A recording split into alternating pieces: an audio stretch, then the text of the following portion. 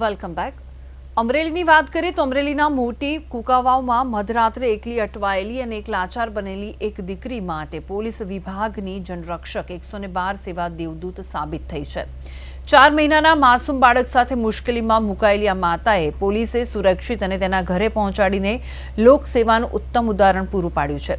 રાત્રે 10:40 કલાકે રાજકોટ બગસરા બસમાંથી પાયલબેન અશ્વિનભાઈ નામની યુવતી કુકાવાવ એસટી ડેપો ખાતે ઉતરી હતી.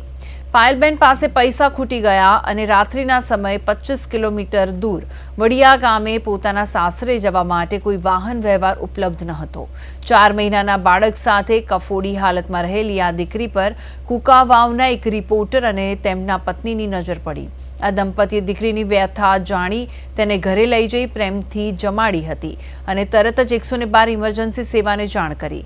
કુકાવાવ જનરક્ષક 112ના પાયલોટ અલ્તાફભાઈ પરમાર અને પોલીસ કોન્સ્ટેબલ સંજયભાઈ ચાવડાએ તાત્કાલિક સ્થળ પર પહોંચી અને રાત્રે 11:50 કલાકે દીકરીને તેના ઘરે વડિયા સુરક્ષિત પહોંચાડી.